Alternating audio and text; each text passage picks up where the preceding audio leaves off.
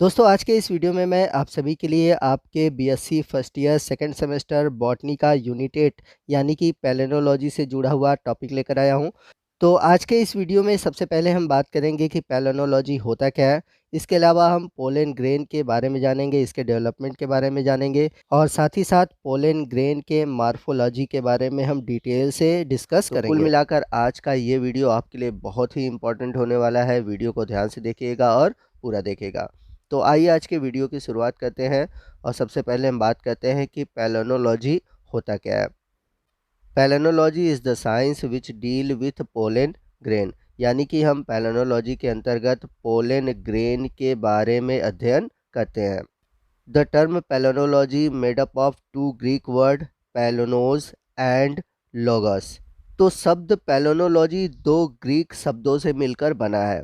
पहला जो ग्रीक शब्द है वो है पैलिनोस, जिसका मतलब होता है स्मॉल पार्टिकल्स, और जो सेकंड वर्ड है वो है लोगोस, जिसका मतलब है स्टडी। यानी कि हम पैलिनोलॉजी के अंतर्गत small particle means pollen grain का अध्ययन करते हैं। The term palynology was first coined by Hyde and William in 1994। तो पैलिनोलॉजी शब्द का प्रयोग सबसे पहले हाइड और विलियम ने 1944 में किया था। The term palynology includes both modern and fossils pollen and spore। तो palynology के अंतर्गत आज के जो मॉडर्न पोलन ग्रेन है या फिर माइक्रोस्पोर है, और इसी के साथ साथ जो फॉसल्स पोलन ग्रेन है या फिर स्पोर है, इन दोनों का ही अध्ययन किया जाता है। तो आइए समझते हैं कि पोलन ग्रेन होता क्या है। तो कोई भी कंप्लीट फ्लावर हो, उस फ्लावर में 4 पार्ट होते हैं। जो सबसे आउटर मोस्ट पार्ट होता है फ्लावर का होता है सेपल, जो कि ग्रीन पार्ट होता है, जैसा कि आप इमेज में देख सकते हैं। उसके बाद जो कलरफुल भाग होता है वो होता है पेटल। इसके अलावा जो फ्लावर में 2 और पार्ट होते हैं वो फ्लावर के रिप्रोडक्टिव ऑर्गन्स होते हैं। जो मेल पार्ट होता है जिसे हम बोलते हैं स्टेमेन। तो यहाँ पर आप येलो कलर से देख सकते हैं, यह है स्टेमेन, जो कि फ्लावर का मेल रिप्रोडक्टिव पार्ट है। तो अगर आप स्टेमेन को देखें तो स्टेमेन 2 पार्ट से मिलकर बना होता है। जो अपर पार्ट जो फुला हुआ भाग होता है जिसे हम बोलते हैं एंथर, और जो सेकंड पार्ट नीचे वाला पार्ट होता है उसे हम बोलते हैं फिलामेंट।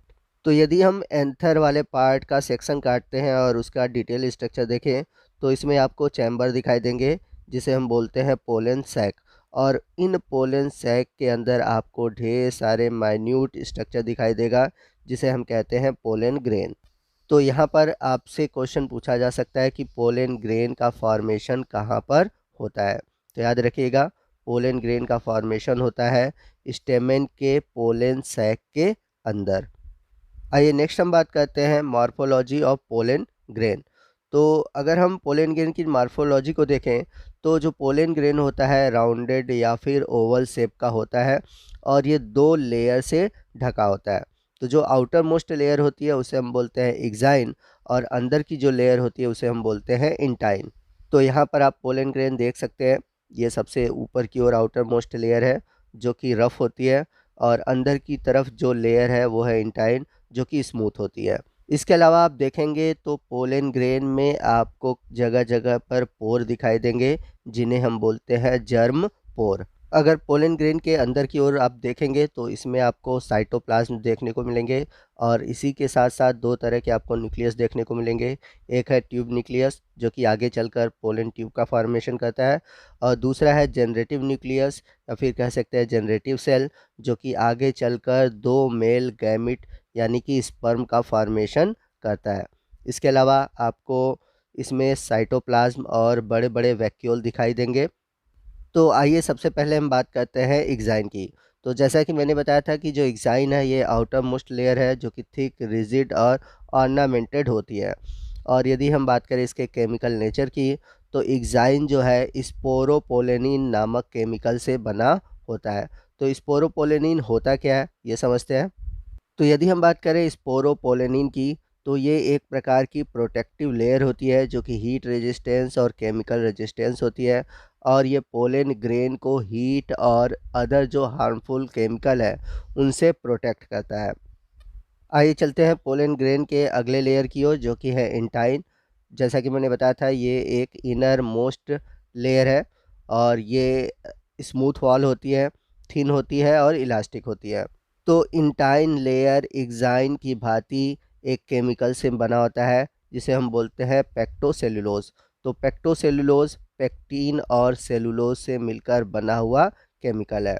और साथ ही साथ अगर हम बात करें इसके अंदर के भाग की, तो जैसा कि मैंने बताया था कि इसके अंदर साइटोप्लाज्म पाए जाते हैं और साइटोप्लाज्म में आपको न्यूक्लियस और वैक्यूल देखने को मिलते हैं। आइए नेक्स्ट हम बात करते हैं कि पोलन ग्रेन का जर्मिनेशन कैसे होता है। तो पोलन ग्रेन का जर्मिनेशन पोलन सैक के अंदर होता है। तो पोलन ग्रेन जो है यह मेल गैमिटोफाइट की फर्स्ट सेल है।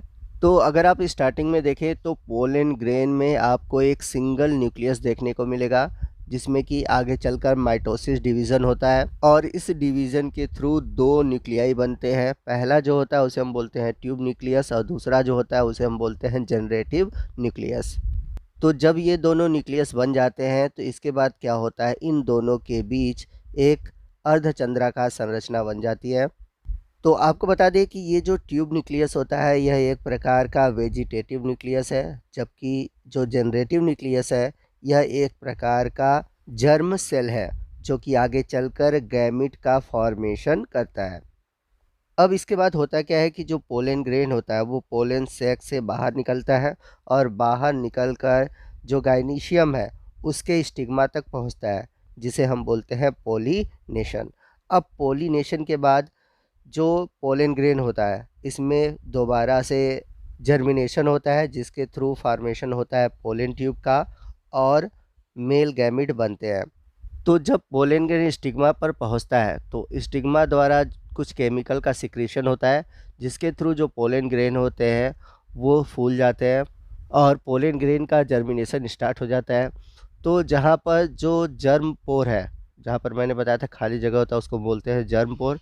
तो यहीं पर ट्यूब लाइक स्ट्रक्चर निकलता है जिसे हम कहते हैं पोलन ट्यूब। अब इस ट्यूब में साइटोप्लाज्म और जो न्यूक्लियस होते हैं वो दोनों चले आते हैं। तो आप इमेज में देख सकते हैं कि इसमें आपको दिख रहा होगा कि जो ट्यूब है इसमें साइटोप्लाज्म और साथ ही साथ जो न्यूक्लियस है, जनरेटिव न्यूक्लियस और ट्यूब न्यूक्लियस, ये दोनों भी आ जाते हैं। अब इसके बाद क्या होता है, जो जनरेटिव न्यूक्लियस है ये डिवाइड होता है और डिवाइड होकर फॉर्मेशन करता है दो मेल गैमिट का। तो ये जो मेल गैमिट होते हैं ये नॉन मोटाइल होते हैं और हैप्लॉइड होते हैं। यहाँ पर आपको बता दें कि कुछ ऐसे स्पीसीज होते हैं जिनमें कि जो जनरेटिव न्यूक्लियस होता है वो पोलन ट्यूब में डिवाइड नहीं होता। तो वो कौन सा स्पीसीज है मैं आपको बता देता हूँ। तो बीटा वल्गेरिस में जो जनरेटिव न्यूक्लियस होते हैं ये पोलन ट्यूब में डिवाइड नहीं करते हैं, यानी कि ये पोलन ट्यूब बनने से पहले ही डिवाइड कर जाते हैं। इसके बाद है होलोप्टेलिया। होलोप्टेलिया में होता क्या है, जो पोलन ट्यूब है उसके अंदर ही जनरेटिव न्यूक्लियस डिवाइड करते हैं। इसके अलावा बात करते हैं यूफर्बिया टेरेकिना। इसमें क्या होता है, जो जनरेटिव न्यूक्लियस होते हैं जब पोलन ट्यूब एम्ब्रियो सैक में पहुंच जाता है तब डिवाइड करते हैं। तो यहाँ पर मैं आपको बता दूं कि पोलन ट्यूब का जो जर्मिनेशन का ड्यूरेशन है वो अलग अलग स्पीसीज़ में अलग अलग हो सकता है। बहुत से स्पीसीज़ में जो पोलन ग्रेन होते हैं वो 1 मिनट से लेकर कई दिनों तक में जर्मिनेट कर सकते हैं। तो आइए कुछ ऐसे एग्जाम्पल देखते हैं जिनमें कि पोलन ग्रेन के जर्मिनेशन का ड्यूरेशन क्या है। तो पहली स्पीसीज़ है रेसिडा, जिसमें कि पोलन ग्रेन के जर्मिनेशन में 3 मिनट लगता है। फिर उसके बाद है जियामेज, इसमें जर्मिनेशन में 5 मिनट लगते हैं। फिर उसके बाद है वीटा वल्गेरिस, इसमें पोलन ग्रेन के जर्मिनेशन में 2 घंटे लगते हैं, बड़ा इंपॉर्टेंट है। और लास्ट है गैरिया एलिप्टिका, इसमें क्या होता है, जो पोलन ग्रेन है उसके जर्मिनेशन में 2 दिन लगते हैं। आपको बता दें कि प्रत्येक पोलन ग्रेन में प्रायः एक ही पोलन ट्यूब निकलते हैं और इस प्रकार के पोलन ग्रेन को हम बोलते हैं मोनोसिफोनस। और कुछ ऐसी भी जातियां होती हैं जिनमें कि पोलन ग्रेन में कई सारे पोलन ट्यूब बनते हैं, जैसे कि एग्जांपल में लें कुकुरबिटेसी फैमिली, मालवेसी फैमिली। तो इन फैमिली में पोलन ग्रेन से कई पोलन ट्यूब निकलते हैं। तो जब एक पोलन ग्रेन से कई पोलन ट्यूब निकलते हैं तो इस कंडीशन को हम बोलते हैं पॉलीसिफोनस। एग्जाम्पल की बात करें तो पहला एग्जाम्पल है एल्थिस रोजिया, इसमें पोलन ग्रेन से 10 पोलन ट्यूब निकलते हैं। वही हम बात करें मालवा नेग्लेक्टा, इसमें एक पोलन ग्रेन से लगभग 14 पोलन ट्यूब निकलते हैं। इसके अलावा आपको बता दें कि ऑर्किडेसी और एस्कल्पेडिएसी, इन दोनों फैमिली में पोलन ग्रेन में आपको पोलोनियम देखने को मिलते हैं। तो यहाँ पर इमेज में आप देख सकते हैं पोलोनियम कुछ इस तरह से होता है। ये इम्पॉर्टेंट है, आपसे क्वेश्चन में पूछा भी जाता है कि पोलेनियम आपको किस फैमिली में देखने को मिलता है। तो याद रखिएगा ऑर्किडेसी और एस्कल्पेडिएसी। तो दोस्तों ये था हमारा पैलिनोलॉजी से जुड़ा हुआ आज का फर्स्ट वीडियो। आने वाले दिनों में हम पैलिनोलॉजी से जुड़े हुए और भी इम्पॉर्टेंट टॉपिक को डिस्कस करेंगे जो कि आपके सिलेबस में मेंशन है। तो आपको आज का ये वीडियो कैसा लगा कमेंट करके ज़रूर बताइएगा। वीडियो अच्छा लगा हो तो वीडियो को लाइक और शेयर करना मत भूलिएगा, और कोई भी डाउट हो आप हमसे कमेंट करके पूछ सकते हैं। तो दोस्तों मिलते हैं अगले वीडियो में अगले टॉपिक के साथ, तब तक के लिए जय हिंद जय भारत।